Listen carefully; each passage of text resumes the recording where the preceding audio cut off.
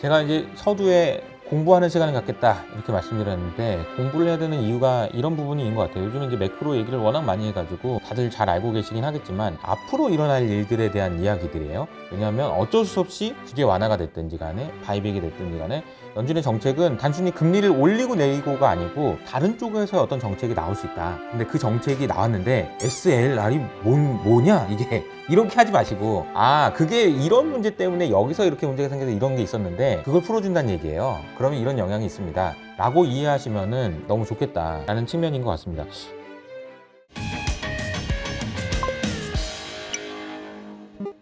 안녕하세요, 이효석입니다. 오늘은 좀 공부를 좀 하려고 왔고요.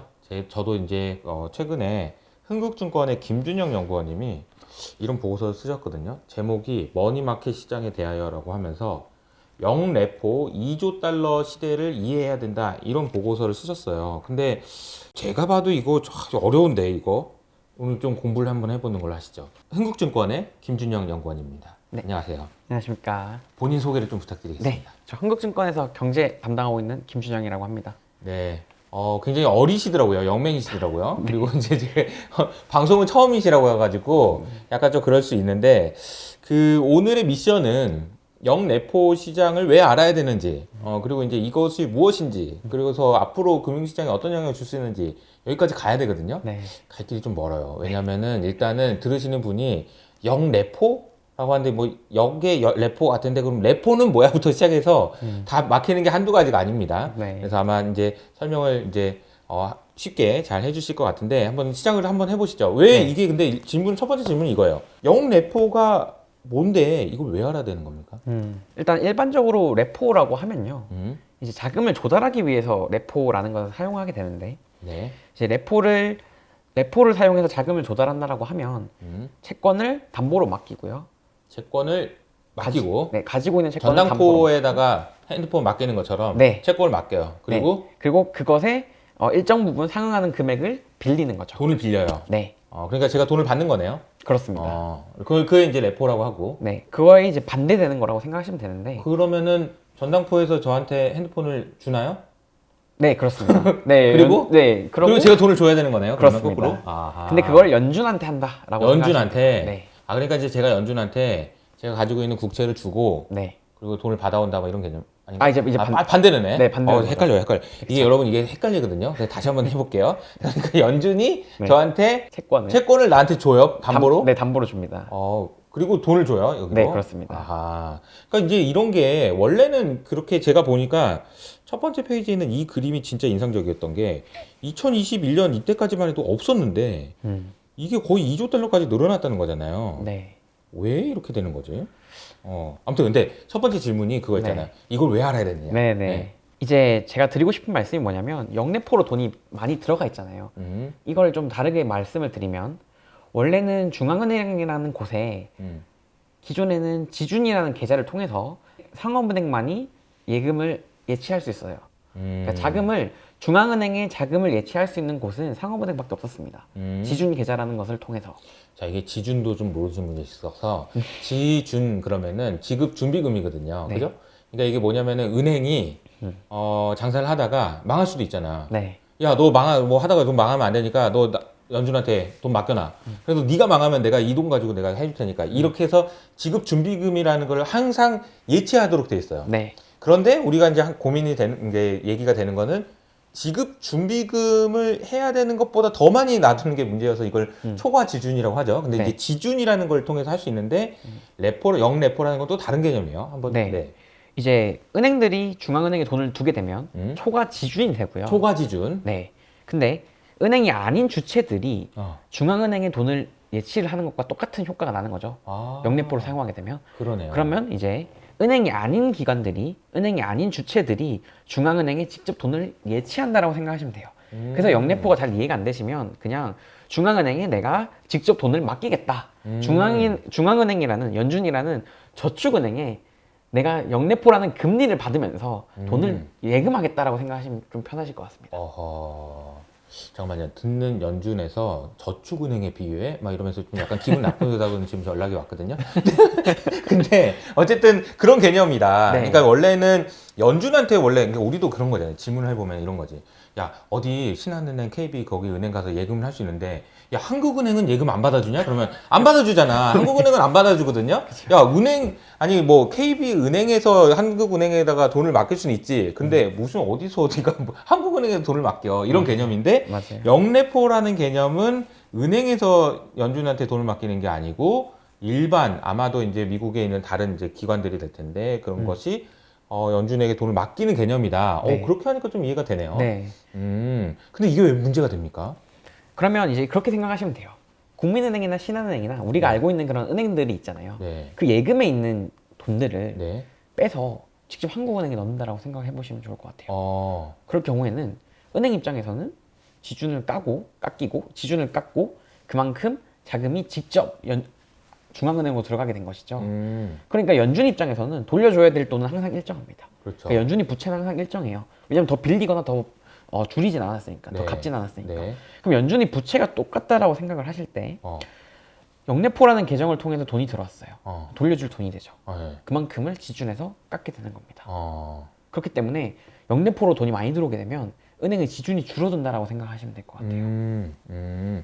어차피 이제 연준 입장에서 생각을 해보면 은행에서 돈을 받든지 아니면 영래포로 그러니까 일반 은행이 아닌 곳에서 돈을 받든지 이건데 여기서 받으면 이게 줄어들 수밖에 없다라는 네. 거죠. 네. 지준이 줄어들면 좀 이제 나중에 좀 문제가 된다라는 걸 이제 또 얘기를 해주실 것 같고요. 네. 야, 그래서 어쨌든 이런 얘기를 이제 왜 알아야 되는지 이런 얘기를 했어요. 근데 결과적으로는 지금 우리가 알고 싶은 거는 오늘 이제 어제 밤에 FOMC 회의도 했지만 시장의 모든 관심사는 연준에서 금리를 올리느냐 내리느냐 75야 50이야 뭐 피봇이야 뭐야 이런 얘기만 하고 있지만 사실 그 뒷단에서는 QT라고 하는 엄청난 또 그 거대한 움직임들이 있고 네. 근데 이 QT라는 걸 하기 위해서는 이게 어딘가에 걸려서 못하는 게 있을 텐데 그게 이제 영래포일 수도 있다 이런 얘기로 이어지는 거죠, 그죠? 그쵸. 이제 원래는 영래포가 없었더라면 훨씬 더 많은 지준이 쌓여 있었을 텐데 영래포가 활성화되면서 영래포로 돈이 많이 들어가게 되면서 지준이 부족해졌고요.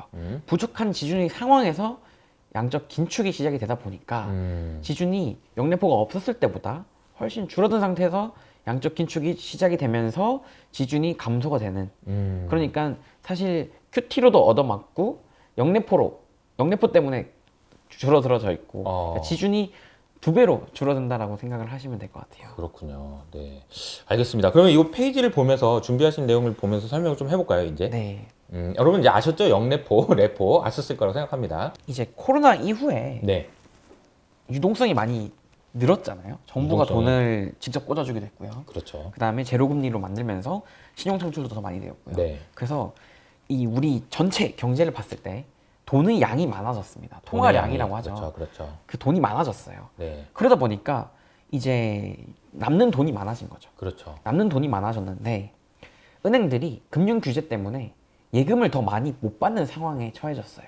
아니 은행이 예금을 못 받는 게 무슨 말이에요? 이게 은행이 예금을 안 받으면 뭘 받습니까? 이제 그냥 구글에 가셔서 뱅크 오브 아메리카 검색해 보시면 네네네. 미국 예금금리는 사실상 제로 금리입니다. 지금도요? 네. 아 그래요? 네.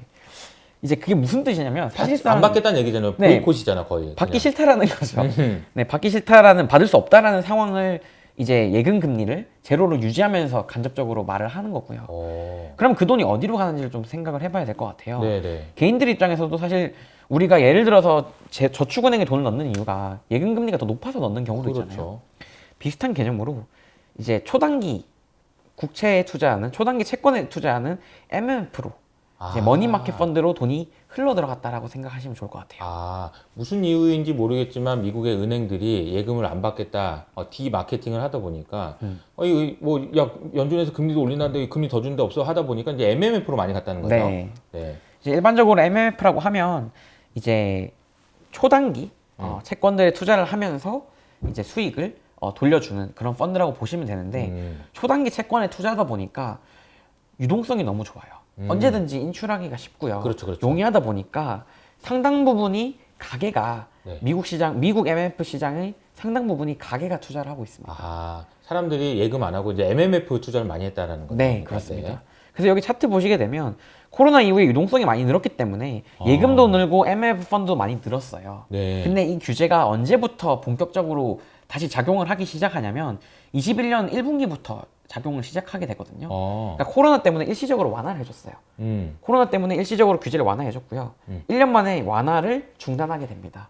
완화를 중단하게 되니까 갑자기 예금들이 MMF로 더 쏠렸고 파란색 화살표를 표시해드렸는데 이제 MMF 총 MMF의 설정 자금 자체가 늘었다라고 보시면 될 것 같아요. 오른쪽 위에 있는 거요? 네. 네네네.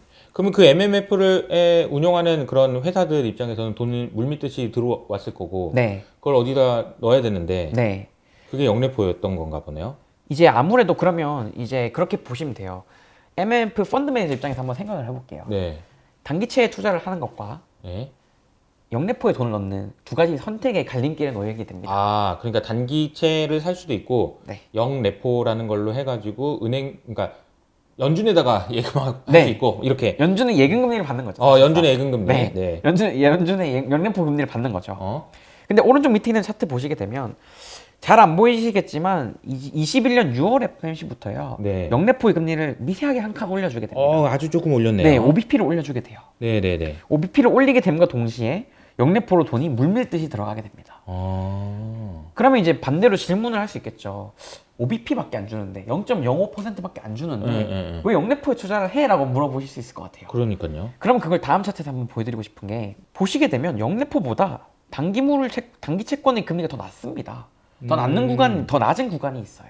그러면 이제 이렇게 생각을 해볼 수 있죠. 예를 들어서 21년 12월로 한번 돌아가 볼게요. 21년 12월이요? 네. 네네네. 이 시점에서 영래포 금리는 OBP에 잡혀 있는데요. 이제 영래포 금리라는 게 원래 얼마에 설정이 되어 있냐면 우리가 연준의 기준금리를 말할 때 밴드로 말을 하잖아요. 0에서 그것도 0.5. 좀 어려워요. 왜냐면은 네, 그쵸. 왜냐면 기준금리 하나만 얘기하지 뭘 이렇게 아니 어제도 금리 올려가지고 뭐 3.5에서 3.7 뭐 이런 건지 모르겠어요. 아무튼. 그쵸. 네, 그쵸. 근데 이제 일반적으로 우리가 기준금리라고 하면 목표 기준금리의 상단을 말을 하는 거고요. 상단을. 근데 이제 하단이 영래포 금리예요. 아하, 그렇군요. 근데 그럼 제로금리로 돌아가 볼게요. 네. 제로금리일 때 연준이 금리는 0에서 0.25%였습니다. 그렇죠. 그럼 영래포 금리도 0%였던 거죠. 그러겠네요. 네. 그러면 그거를 확인하시고 한번 제로금리 시절로 한번 돌아가 볼게요. 그러니까 0%였다는 얘기는 야, 니네 나한테 예금해줘봤자 우리는 금리 안 줘. 이런 네. 개념인 거고. 그쵸. 네. 그리고 그 시절로 돌아갔을 때 이 화면에 있는 그림을 보시게 되면 21년 3월부터 이 단기채 금리들이 0%에 붙는 게 보이실 겁니다. 이게 아까 제가 언제 말씀드렸냐면 21년 3월부터 은행의 규제가 심화가 되면서 네. 예금 금리들이 예금 자금들이 네. MMF 시장으로 많이 쏠려 나왔어요. 어. 그러면 이렇게 보시면 돼요. MMF 펀드 매니저 입장에서는 살 수 있는 돈이 많아졌어요. 수요가 많은 거죠. 예. 이제 흔히 말하는 총알이 많다라고 표현을 하죠. 네네. 많아진 거고요. 근데 단기채는 양이 그대로일 거 아니에요. 그러다 보니까 금리가 0으로 붙기 시작했습니다. 가격이 올라갔다는 얘기지. 그러니까 그쵸. 그 채권의 가격이 사는 사람이 많으니까 가격이 올라가고 네. 금리가 낮아지도 못해 0% 밑으로까지 내려가는 네. 이상한 현상들이 나타났다는 거죠. 그렇습니다. 그러니까 이제 단기 채권인데 금리가 마이너스니까. 네, 0이나 마이너스 영역까지 내려갔으니까요. 그럼 차라리 영래포가 낫네. 이제- 연준한테 낚이는 게 맞네. 돈을 안 받더라도 이자를 안 받더라도 그쵸. 그렇게 되는 거네요. 네. 근데 여기서 그래도 마이너스로 가니까 음. 연준이 특단의 조치를 내립니다.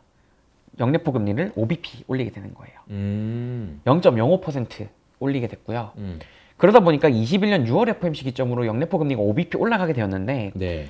보시게 되면 그때를 기점으로 단기채 금리들이 다 OBP 부근에서 하단이 막히게 되어 있습니다. 그러네요. 딱 OBP에서 붙어가지고 움직이네요. 그쵸. 네, 왜냐면 네, 네. 영래포를 또 다르게 말씀드리면 하루 동안 굴릴 수 있는 자금의 기회비용이라고 보시면 돼요. 왜냐면 사비피에 빌리고 싶어 하는 사람이 있을 수 있잖아요. 그렇죠. 근데 사비피에 빌리고 싶은 사람이 있을 때 사비피에 빌려줄까요? 안 빌려줍니다. 왜냐하면 연준에 넣으면 OBP를 주니까요. 그러면 연준 영래포 금리가 OBP라는 거는 하루짜리 자금의 최소 비용이 OBP다라고 생각하시면 될 것 같아요. 하긴 뭐 전 세계에 그래도 제일 안전하다고 할 수 있는 연준한테 맡기는데 금리가 0.05인가 OBP니까 낮긴 하지만 네. 그렇다면 그것보다는 높게 줘야 된다라는 거가 되겠죠. 그렇죠. 그래서 그때를 기점으로 단기 채권들의 금리가 OBP 혹은 그 이상으로 붙잡혀 있었다. 그러니까 연준이 마이너스로 가는 걸 막기 위해서 영래포 금리를 하단에서 OBP 늘렸다라고 보시면 될 것 같아요. 그런 일들이 있었군요. 네. 이 그림을 보시고 어떤 생각이 드냐면 영래포에 투자하는 것이 유리한지 단기 채권에 투자하는 것이 유리한지를 한번 이제 고민해 볼 수 있는 차트인 것 같은데 저희가 만약에 단기 채권 MMF 펀드 매니저라고 했을 때 네네. 영래포에 넣는 것이 유리한지 단기 채권에 투자하는 것이 유리한지 그 갈림길에 서 있다라고 말씀드렸잖아요. 이 그림을 보시게 되면 영래포에 투자하는 것이 더 유리한 구간들이 너무 많습니다. 아, 그러니까 이게 지금 계단식으로 올라가 있는 게 RRR 레이트 이게 영레포 금리죠? 네네. 그러니까 연준에서 우리한테 주는 금리. 네. 그리고 이제 국채 금리는 이제 뭐 상황에 따라 다르겠지만 정부에서 주는 그 채권인 거고, 그죠? 네. 이게 보니까 계단이 조금 올라가는 구간들이 좀 있네요, 그죠? 네. 이제 영래포 금리보다 단기 채권 금리가 더 낮은 구간도 있었고요. 혹은 비슷하거나 조금 더 높은 구간이 있는데 사실 그렇게 생각하시면 돼요. 한 달 동안 돈이 묶여 있는 것과 영래포는 하루 단위로 돈을 빌려주는 거거든요. 그러니까 사실 흔히 말하는 듀레이션이 다른 거죠. 이제 조금 복잡한 할 수 있는데. 아, 그러니까 이제 하루만 맡겨도 이 금리입니다. 이런 개념이네. 그렇죠. 하루만 맡겨도 이 금리인데 굳이 위험하게 30일 혹은 60일 동안 지금 이 금리를 고정시킬 필요가 없는 거죠. 아하, 그러네요. 네. 그리고 특히나 금리가 올라가는 구간에서는 야 나중에 사면 더 싸게 살 수도 있는데 뭐 이런 생각도 할 수 있는 거고. 네, 그렇습니다. 하루만 맡겨도 이 금리입니다. 뭐 어디 뭐 광고에서 나오는 그런 문구 같긴 한데 그러니까 연준으로 영레포로 많이 갔다. 그렇군요. 그래서 일반적으로도 금리 인상기에는 초단기 채권의 펀드 수익률이 좋습니다. 그렇겠네요. 네, 이제 아무래도 짧게 상환을 받아야 유리하니까요. 얼마 전에 보니까 초단기 관련된 초단기 펀드에 초단기 채권에 투자하는 ETF가 손실이 하루도 안 났다 막 이런 얘기가 있긴 했어요. 네. 그쪽으로 가는 게 되게 중요하긴 하죠. 채권도 네. 막 손실이 났다고 하는데 손실 네. 안 나는 게 중요하니까요. 네. 그리고 사실 이번 긴축 사이클은 이번 금리 인상 사이클은 사실 역사적으로도 가장 빠른 긴축 사이클 중에 하나잖아요. 그러다 보니까 짧은 기간 동안 빠르게 금리를 올려주다 보니까 영래포의 금리가 그만큼 더 매력적으로 빠르게 상승했다라고 보시면 돼요. 그렇군요. 그래서 여러분들이 이제 1년물에 투자를 할 때보다 네. 영래포로 꾸준히 투자했을 때가 더 기대 수익률이 클 때 영래포에 투자하는 것이 당연하겠죠. 특히 그것이 짧은 구간일수록 더 명확하게 영래포가 더 매력적인 카드로 등장을 하게 됩니다. 네. 그러면 MF 입장에서는 시간이 지날수록 네. 영래포에 더 돈을 많이 넣을 수밖에 없게 돼요. 아, MMF 매니저라고 생각해 본다면 네. 그렇게 될 수밖에 없다. 네. 다시 되돌아가면 네. MMF로 돈이 많이 들어갔고요. 유동성이 네. 폭발을 하고 은행에서 예금을 못 받는 상황이 지속이 되면서 MMF로 돈이 많이 들어갔고요. MMF로 설정이 많이 되었던 자금들이 갈 곳이 없어서 영래포로 갔다라고 생각하시면 좋을 것 같아요. 알겠습니다. 네. 자, 영래포가 왜 이렇게 많이 늘어났는지는 이해가 된 것 같아요. 네. 그래서 그 규모가 2조 달러요? 네, 2조 달러 정도 늘어나 있습니다. 2조 달러면은 이제 어마어마하네요. 네. 네. 이제 연준의 BS라고 적어드렸습니다. 이제 밸런스시트라고 하는데 자산과 부채를 동시에 그려드렸습니다. 연준은 뭘 들고 있고 뭘 줘야 되는가? 네.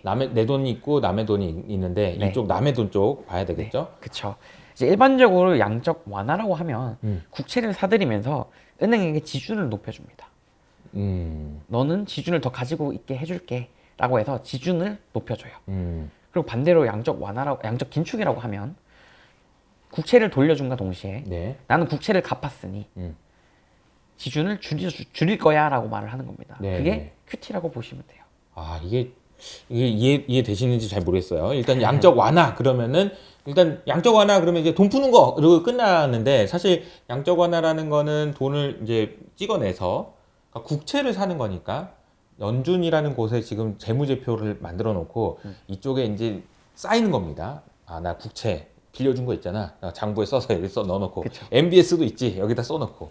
근데 이게 줘야 될 돈이 또 있는 거예요. 네. 그 돈은 은행에서 받은 지준, 그러니까 네. 지급 준비금, 요 돈이 이제 여기 쌓인다라는 거고 네. 반대로 줄어들 때는 여기 같이 줄어드니까 네. 지준도 줄어든다라는 네. 얘기인 거죠. 이제 가상의 지준을 늘려줬다가 음. 가상의 지준을 줄여줬다라고 생각하시면 조금 더 편할 것 같아요. 왜냐면 옛날처럼 실제로 돈을 찍어서 주는 건 아니니까요. 그러네요. 네. 근데 그러네. 반대로 이제 지금 양적 긴축이 시작된 지 얼마 안 됐습니다. 네. 그러면 지금 국면에서 양적 긴축이 계속 진행이 된다라고 하면 QT가 계속 진행된다라고 하면 지준이 점점 줄어드는 지준이 점점 줄어드는. 그런 국면에 와 있다라고 생각을 하시면 될 것 같아요. 근데 과거에도 양적 긴축 잘 했는데 뭐가 문제냐라고 생각하실 수 있을 것 같아요. 이제 왜 문제가 되냐면 영래포가 늘어나는 만큼 지준이 부족해집니다. 이게 이제 어떤 개념이냐면 왜 영래포로 들어가면 지준이 줄어드는지를 조금 설명을 드리기 위해서 조금 복잡하지만 이 이제 그림을 가져오게 되었는데요. MMF 입장에서 예를 들어서 MMF가 가지고 있는 채권을 은행에 판다라고 가정을 해볼게요. 채권을 은행에 판다. 네. 혹은 투자자에게 팔 수도 있어요. 네. 하지만 돈은 똑같습니다. 왜 그러냐면 투자자도 은행에 예금을 하고 있고요. 은행도 자기 돈을 쓰는 거기 때문에 은행 시스템에 있는 현금은 똑같아요. 근데 MMF가 단기 채권을 팔면요. 네. 은행 시스템에 있는 돈이 MMF로 들어오게 돼요. 네. 근데 MMF가 돈을 받자마자 이거를 나 이거 연준에 넣을 거야 라고 말을 합니다. 그럼 어떻게 되냐면 연준 입장에서는 영래포로 자금이 들어왔고요. 네. 들어온 만큼 은행의 지준을 줄이는 거죠. 아. 그러니까 은행이 MMF로부터 MMF에게 돈을 주지 않고 연준에 대신 주는 거예요. 그러니까 이제 조금 복잡할 수 있는데 이렇게 생각하시면 돼요. MMF가 은행에 채권을 팔 때요. 은행이 MMF로 돈을 줘야 돼요. 근데 돈을 안 주고 그거를 영래포에 대신 넣어준다라고 생각하시면 될 것 같아요. 그럼 은행 입장에서는 원래 내가 받아야 될 돈이 지준인데 내 지준을 줄이고 MMF의 영래포를 높여줬다라고 생각하시면 될 것 같아요. 그래서 지준이 줄고 영래포가 그만큼 는다라고 생각을 하시면 좋을 것 같습니다. 네. 이게 아까 보여주셨던 그 그림에서 그림으로 보면서 이해를 하면 좋을 것 같은데 5페이지에 있는 그림 네. 여기서 보니까 좀 진한 그 회색으로 되어 있는 게 영래포죠. 네. 그 지준이 이제 그 뭐죠? 연한 회색. 네, 가장 옅은 색깔. 요게 줄어들고 이제 그만큼 영래포가 늘어나는 거죠. 네, 그런 그렇습니다. 거죠. 알겠습니다. 그렇군요. 네. 그러면 반대로 영래포가 없었을 경우에는 지준 이만큼의 영역이 가장 진한 회색으로 표시되어 있는 영역이 다 지준의 양이었습니다. 근데 지금은 이미 영래포가 많이 쌓여 있기 때문에 지준이 많이 부족해져 있는 상황이잖아요. 네. 지준이 원래는 더 많았어야 되는데 조금 줄어 있는 상황입니다. 음. 더 많았어야 되는 상황에서 줄어든 상황인데 줄어든 상황에서 QT를 진행하다 보니까 더 줄어들게 되는 거죠. 그러면 우리는 여기서 두 번째 문제가 있습니다. 지준이 줄어들면 어떤 문제가 있을까에 그렇죠. 대해서 한번 생각을 해볼 필요가 있을 것 같아요. 우리가 뭐 잘은 모르겠지만 2019년에도 뭐 그런 비슷한 일이 있었던 것 같고요. 네. 네. 어떤 일이 생기나요? 지준이 없으면. 이제 2019년에 지준이 줄어들다 보니까 은행 시스템에 현금이 부족했다라고 보시면 될 것 같고요. 근데 좀 이게 이해가 안 되는 게 무슨 은행에 돈이 없어. 이게 이해가 안 되는데 지준이 없다는 게 이제 지급준비금 그러니까 연준에서 계속 언제든지 빼놓을 수 있는 그 돈이 부족하면서 생길 수 있는 문제에 대한 설명이에요. 네. 지준이 점점 부족해지다 보니까 이제 차트 보시면 아시겠지만 2017년 12월부터 연준이 양적 긴축을 시작을 하게 되고요. 이제 과거에 2018, 19년 보시면 지준이 좀 급하게 줄어드는 모습이 있습니다. 네. 이제 이 지준이 줄어들게 되면서 어떤 문제가 발생을 했냐면 은행 시스템에 전반적으로 현금이 부족해졌다라고 생각하시면 돼요. 그러니까 쉽게 말하면 돈을 빌려줘야 되는데 빌려줄 돈이 상대적으로 적어졌다라고 생각하시면 돼요. 그렇게 되면서 어떤 문제가 발생을 했냐면 단기자금 시장이라고 하죠. 네. RP 시장이 네. 레포 시장에서 금리가 급등을 했다라고 생각을 하시면 될 것 같아요. 이제 단기자금 시장의 금리가 급등을 하는 경우는 두 가지가 있겠죠. 수요가 많아지거나 네. 공급이 적어져야 돼요. 근데 이 경우는 공급이 적어진 경우라고 보시면 될 것 같아요. 공급이 적어진 경우다. 네. 그러니까 이제 돈을 빌려주는 사람이 없었다. 네. 이런 건가요? 네. 네. 이제 지준이 부족해지다 보니까 빌려줄 사람이 없었고요.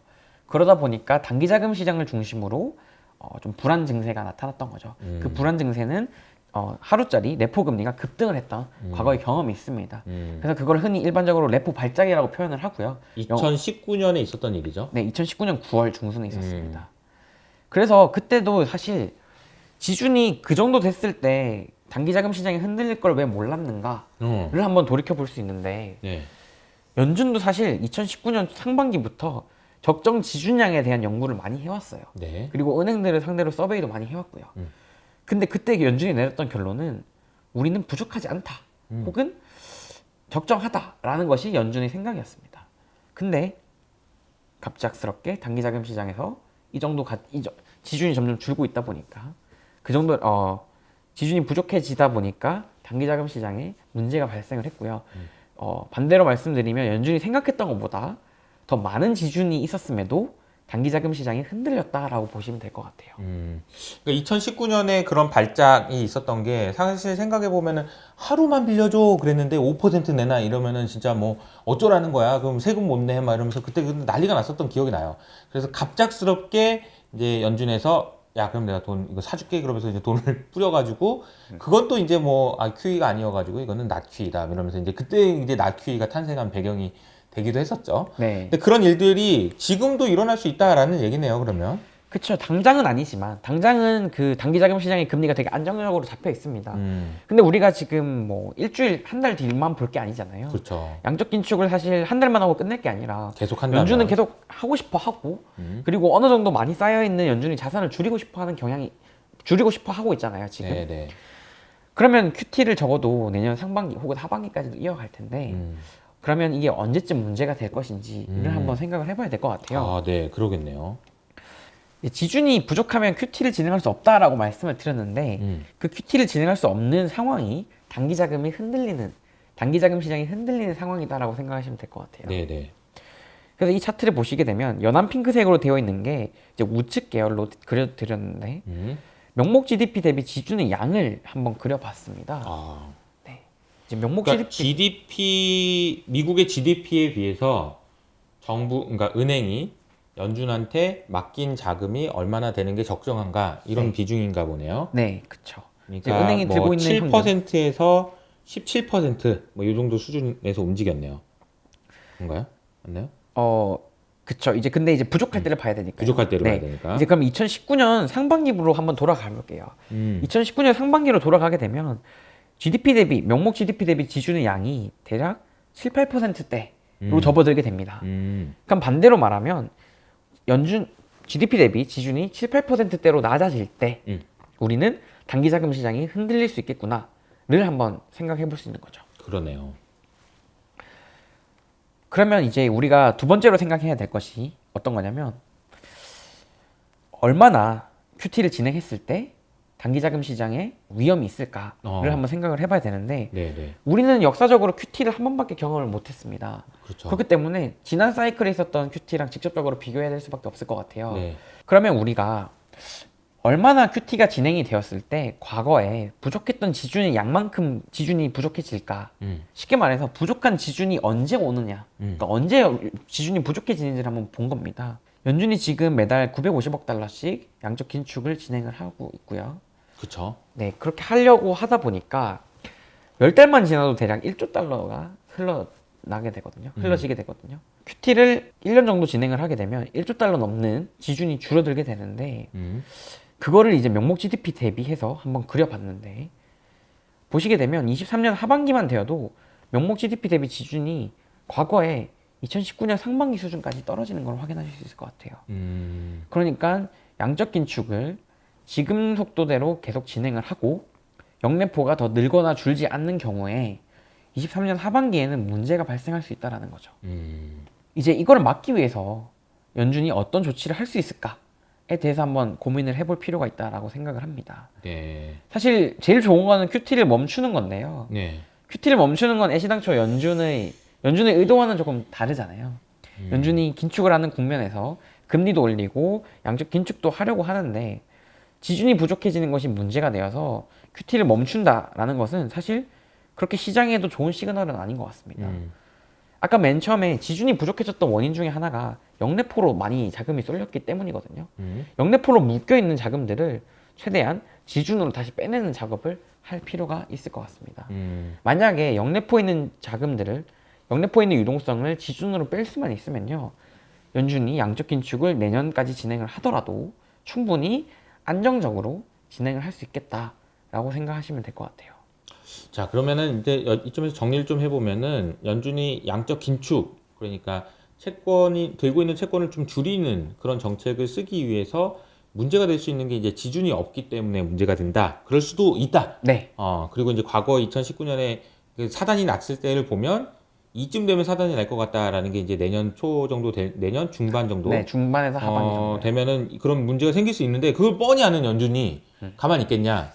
둘 중에 하나다. 네. QT를 멈추던가. 네. 그만하세요, 제발 좀. 우리 힘듭니다. 제발요. 좀 그만 이러든가. 아니면 아니야, 그냥 그대로 뭐 인플레 잡기 위해서 해야 돼라고 한다면 이거를 뭐 다른 방법을 써야 될 텐데 그 다른 방법에 대해서 이제 지준을 늘려주기 위해서 역내포 그만 좀 나한테 돈 좀 그만 줘. 연준 입장에서 역내포를 연준한테 주는 예금이라고 했으니까 그만 줘라고 하든지 아니면 또 뭐 은행의 규제를 완화해 주든지 네. 뭐 바이백이든지 이런 네. 정책들이 있을 것 같아요. 그래서 사실 최근에 뭐 연구님도 보셨겠지만은 미국 국채의 유동성이 문제가 된다. 그래서 옐런도 자꾸 뭐 이런 얘기를 막 해요. 막 국채가 너무 많은데 이걸 소화할 수 있는 딜러들이 부족해요. 뭐 유동성이 부족해서 문제가 될 것 같아요. 뭐 이런 얘기를 나온다는 것 자체를 사실 또 한편에서 이제 주식 투자하시는 분들 입장에서는 또 호재로 받아들인단 말이에요. 왜냐면 야 이제 연준이 그냥 더 이상 못하겠다 야.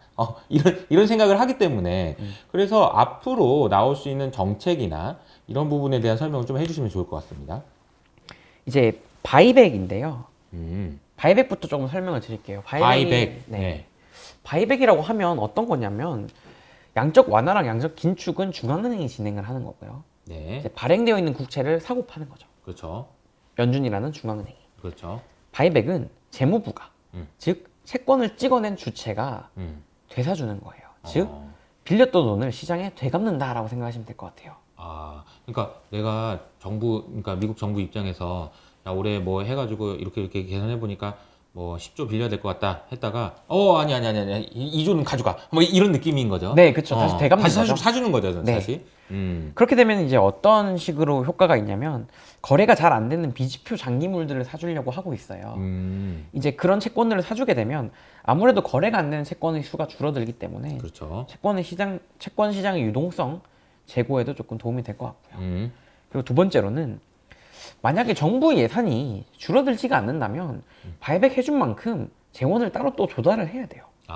그렇죠, 그렇죠. 근데 뭐 세금을 더 걷는다던가 이런 것들은 사실 좀 정치적으로 이슈가 될 수도 있고 당장에 좀 실현 불가능한 정책들이다 보니까 네. 어떻게 재원을 조달할 거냐가 두 번째 이제 과제인데 그거를 단기채 중심으로 발행을 하겠다라는 겁니다. 단기채 중심으로 발행하겠다라고 네. 한다면 어쨌든 단기채가 없어서 뭐 이 사단이 났으니까 단기채 비중이 늘어나면 도움이 될 수도 있겠다라는 생각이 드네요. 네, 결국은 장기채를 사고 단기채를 더 그만큼 발행하겠다라고 보시면 될 것 같아요. 사실 조금 비슷한 그림이 이제 연준에서 오퍼레이션 트위스트가 그쵸. 이제 과거에 기억나실 텐데 2013년, 14년 이때쯤이었던 것 같은데. 네, 이제 그때도 어떤 정책이었냐면 단기채를 줄이고 장기채를 사주는 그런 정책이었습니다. 이제 이거는 반대로 재무부가 발행되어 있는 채권의 비중을 줄이는 거예요. 그러니까 발행되어 있는 채권의 수는 똑같이 예를 들어서 1,000억이라고 해볼게요. 그러면 장기채를 조금 줄이고요. 그만큼 단기채를 늘린다라고 생각하시면 될 것 같아요. 그래서 왼쪽에 있는 차트를 보시게 되면 네. 총 채권 발행량 중에서 빌스라고 되어 있는 게 이제 단기채라고 보시면 되는데 네. 이 빌스의 비중이 대략 15%까지 줄어들어져 있습니다. 단기채의 비중이 네. 최근에 2020년부터 많이 줄어들었다라는 네. 겁니다. 2020년부터 단기채의 비중이 급격하게 많이 줄어들었고요. 재무부가 총 채권 발행량에 단기채의 비중을 15에서 20% 정도로 유지하려고 해요. 근데 지금 단기채의 비중이 15% 초반까지 떨어져 있거든요. 네. 그 뜻은 재무부가 단기채의 비중을 소폭 늘릴 여지가 남아있다라고 보시면 될 것 같아요. 네. 그럼 단기채를 늘렸을 때 어떤 효과가 있냐면요. MMF 펀드 매니저 입장으로 다시 돌아가 볼게요. 네네네. 아까 처음에 네. MMF 돈 받았는데 네. 어디다 할까 하다가 그냥 영레포 연준에 맡겨버렸던 그 MMF 네. 매니저입니다. 네. 이제 영래포에 넣는 것만큼 단기채 양이 늘어나다 보니까 단기채로 자금이 갈 수 있는 여력이 많아진 거예요. 그래서 단기채로 만약에 MMF가 단기채를 사주게 된다면 영래포에 있는 자금들이 다시 은행 시스템으로 들어가게 될 것 같습니다. 그럼 단기채가 늘면 MMF 펀드 매니저 입장에서는 영래포에서 돈을 꺼내서요 단기채를 사주는 거고요. 사준 돈이 결국은 다시 은행 시스템으로 들어가게 되어서 지준으로 돌아간다라고 생각하시면 될 것 같아요. 이게 진짜 어려운 얘기여가지고 여기까지 오는데 쉽지 않았는데 네. 일단 왔어요. 그러니까 이제 바이백을 했던 거 결국은 이제 야 나 10조 빌려줘 그랬다. 아니 2조는 다시 돌려줄게. 뭐 요런 그런 단순한 개념이라기보다는 이거를 단기채와 장기채 이런 걸 이제 오퍼레이션을 통해서 결과적으로 하고 싶은 것은 시장의 유동성을 공급해주고 그리고 지준을 높여줘서 이 큐티를 하다가 만든 그 사단을 미연에 방지하기 위한 정책이다 이렇게 볼 수 있겠네요. 그렇죠. 이제 일석이조라고 저는 보고 있는데요. 지금 바이백에 대해서 이제 논의가 나오고 있고 사실 뉴스가 굉장히 많이 나오고 있는데 이제 장기채 시장도 좀 안정을 시키고 그 다음에 지준도 늘리면서 일석이조의 효과를 발휘할 수 있지 않을까 그렇게 생각을 하고 있습니다. 모든 그 계획은 실행해 보기 전에는 모르기 때문에 이런 일이 생겨서 뭐 다 안정적으로 가면 좋겠지만 어쨌든 이쪽에서 빼서 이쪽을 하겠다는 얘기라서 여기서 또 문제가 생길 수도 있고 막 그런 거잖아요. 네. 그래서 이거는 진행을 해야 되겠지만 어쨌든 바이백이라는 것에 대한 이해는 이렇게 정리를 하고 넘어가면 좋을 것 같고요. 그리고 또 하나는 이제 은행에 대한 규제예요. 이게 네. 참 되게 어려운 문제입니다. 은행에 대한 규제를 풀어줄 거냐 말 거냐. 지금 이 상황에서 도와줘라고 할 수 있는 거는 좀 은행밖에 없는데 네. 은행을 너무 지금 규제를 하다 보니까 문제가 생기는 거 아니냐. 음. 반대로 또 한편에서는 또 야 지금 은행을 도와준다고 이런 상황에서 이런 지금 이제 누구 떠올리시는 분이 있을 거야 아마 민주당의 워런 의원님 같은 경우에는 말도 안 된다고 하시겠죠. 이거 어떻게 봐야 될까요? 일단 지금 은행들이 적극적으로 이제 BS라고 그러죠. 총 자산을 못 늘리고 있는 상황입니다. 자산을 못 늘린다. 네, 총 자산을 못 늘린다라는 거는 안전한 것을 들고 있어도 안전한 자산도 못 늘린다라는 거예요.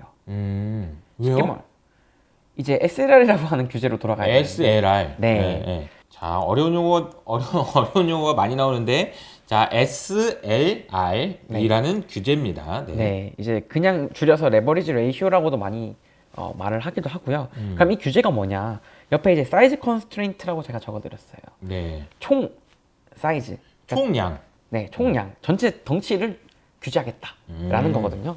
그러니까 안전한 것을 들고 있든 위험한 걸 들고 있든 간에 나는 그 내용은 모르겠고 전체 사이즈를 규제하겠다라는 정책인데 정확하게 어떤 거냐면 총 자산 대비 가지고 있어야 되는 자본금의 양이 5%를 넘겨야 돼요. 그러니까 반대로 말하면 내가 5%라는 얘기는 내가 5억 있으면은 5%니까 100억까지는 뭘 사도 되는데 네. 그 이상은 절대 안 된다. 네, 그렇죠. 절대 안 돼. 5% 이상 넘어가면. 그러니까 네. 그런 얘기인 거죠. 네, 그렇습니다. 그래서 자본금을 사실 언제든지 갑작스럽게 늘릴 수 있는 상황이 아니잖아요. 자본금은 쉽게 늘리기가 어렵겠죠. 그렇죠. 그죠? 자본금을 쉽게 늘리기 어렵기 때문에 결국은 이 SLR이라는 규제에 부딪히게 되면 총 자산을 늘리지 못하는 상황에 도달하게 된다는 거죠. 사실 은행은 항상 자본금이 있으면 레버리지를 계속 쓰려는 요인이 있어요.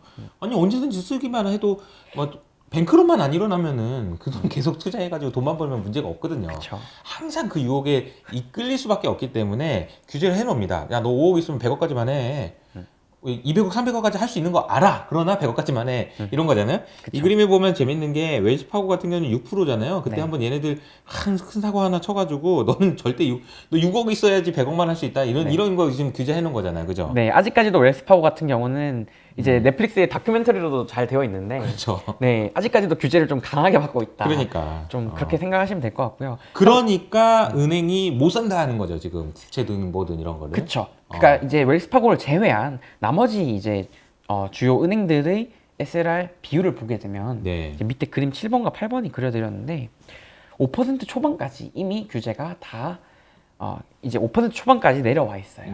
즉 더 이상 총자산을 늘릴 수 없는 상황에 처해 있는 거다라고 생각하시면 좋을 것 같습니다. 네. 그래서 총 자산을 못 늘린다라고 제가 말씀을 드렸잖아요.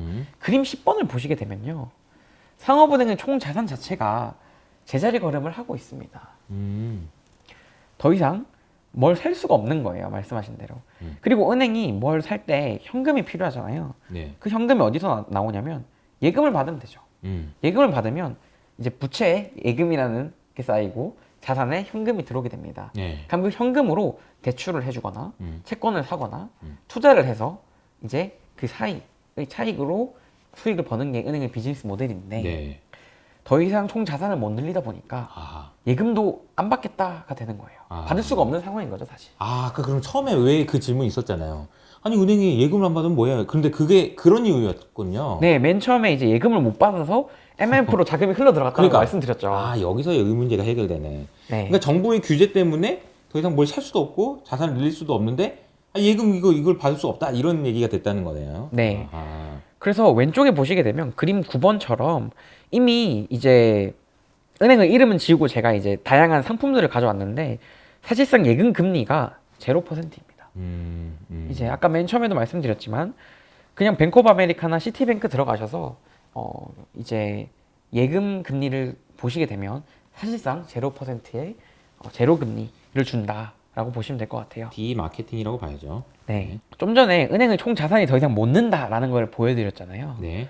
은행의 자산에는 이제 채권이라든지 MBS라든지 혹은 대출 있겠죠. 이제 이런 것들로 최대한 수익을 내야 되는 거예요. 은행 네, 입장에서는. 근데 여기 차트를 보시게 되면 대출이 늘 때 채권이 동시에 못 늘게 됩니다. 그러니까 총 자산에 규제가 있다 보니까 어떤 거 하나를 늘릴 때 나머지 하나를 같이 못 늘리는 거예요. 그러다 보니까 이제 대출이 늘어나는과 동시에 채권의 보유량이 줄어든다든지 사실 이 규제가 풀리게 되면 이제 채권을 더 살 수 있는 유인이 생기게 될 것 같은데 양적 긴축이라는 게 연준이 가지고 있는 채권을 시장에 내놓는 거잖아요. 네. 그러면 채권이 수급이 안 좋아지기 때문에 금리가 상승하는 거 아니냐라고 걱정하실 수 있을 것 같아요.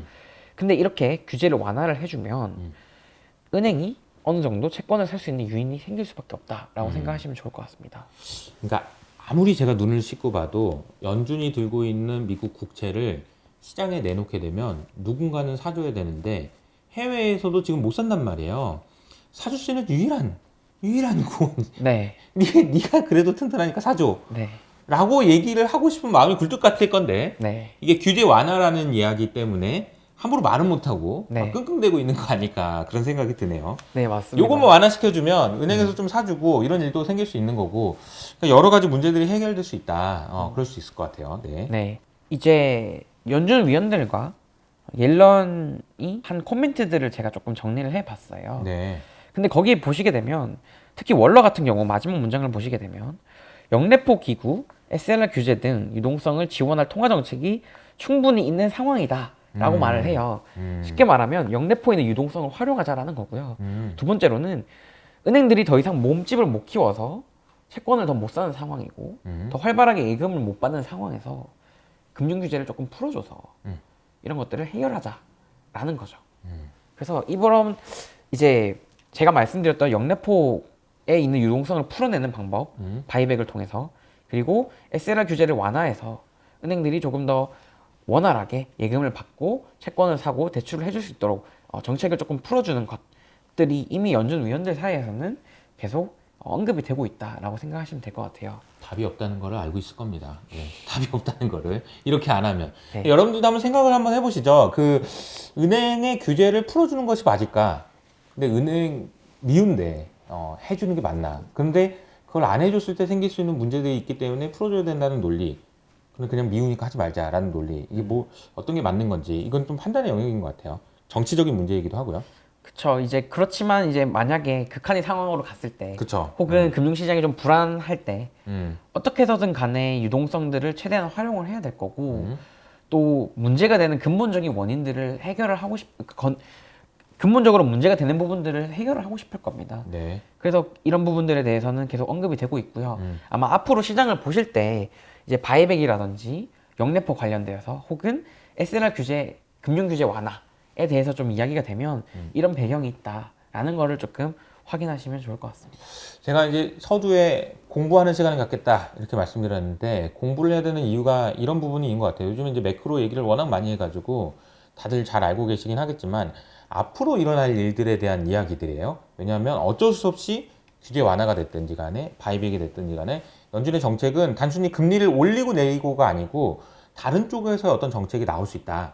근데 그 정책이 나왔는데 SLR이 뭐냐 이게 이렇게 하지 마시고 그게 이런 문제 때문에 여기서 이렇게 문제가 생겨서 이런 게 있었는데 그걸 풀어준다는 얘기예요. 그러면 이런 영향이 있습니다. 라고 이해하시면은 너무 좋겠다라는 측면인 것 같습니다. 저도 사실은 저도 열심히 꼼꼼히 봤거든요. 오늘 직접 설명을 들으니까 확실히 이해가 더 잘 되는 것 같습니다. 보시는 분들은 한 2번 정도는 보셔야 되지 않을까 싶긴 한데 어쨌든 네, 이 정도로 설명은 마무리하면 될까요? 네. 그리고 혹시 최근에 시장에 대해서 간단하게 좀 코멘트 해주신다면은 그러니까 이코노미스트시니까 지금 현재 경제 환경에서 뭘 봐야 된다 좀 포인트를 좀 짚어주신다면 뭐가 있을까요? 사실 지금 미국이 이렇게까지 긴축을 하는 원인은 딱 하나잖아요. 물가입니다. 네. 근데 물가가 잘 잡히기 위해서는 소비가 좀 줄어들어야 돼요. 근데 소비가 잘 천천히 줄어들기 위해서는요. 고용시장이 조금 과열된 고용시장이 다시 조금 쿨다운 될 필요가 있을 것 같습니다. 정상화가 돼야 된다. 네. 근데 지금 고용시장 실업률을 보시게 되면 너무 낮잖아요. 역사적으로 가장 낮은 수준입니다. 맞아요. 저는 그래서 고용시장이 어느 정도 되돌림이 있지 않는 이상, 실업률이 천천히 우상향을 하지 않는 이상 소비가 너무 굳건하게 잘 유지가 될 것 같고요. 그렇게 된다라고 하면 물가가 계속 조금 높은 상방 압력을 받을 수밖에 없다라고 말씀을 드리고 싶습니다. 그렇기 때문에 만약에 물가가 잡히기 위해서 근본적으로 소비가 줄어야 되고 소비가 어느 정도 통제가 되기 위해서는 고용시장이 어느 정도 쿨다운이 될 필요가 있다. 그래서 저는 실업률을 조금 핵심적인 지표로 보라고 말씀을 드리고 싶고, 복잡할수록 간단하고 알고 있는 것부터 잘 짚으시면 좋을 것 같다. 네. 그렇게 말씀드리고 있습니다. 아, 복잡할수록 간단한 거 해라라고 얘기해 주셨지만 사실 오늘 얘기한 거는 너무 복잡하고 어려운 얘기긴 했습니다. 네. 근데 아마 이제 이런 영상은 제가 생각할 때 없을 것 같아요. 이 한 가지 주제에 대해서 이렇게 깊이 있는 영상은 아마 두고두고 많이 보셔야 되지 않을까. 왜냐면 이 규제는 분명히 완화될 거예요. 이 뉴스는 이제 나올 겁니다. SLR도 그렇고 바이백도 그렇고 시간의 문제지 분명히 나올 겁니다. 그래서 그 내용을 참고해 보시면 좋을 것 같다라는 생각이 들고요. 오늘 나와주셔서 감사드립니다. 또 다음에 좋은 기회에 또 모시도록 하겠습니다. 네. 네, 지금까지 이호석 아카데미였습니다. 감사합니다.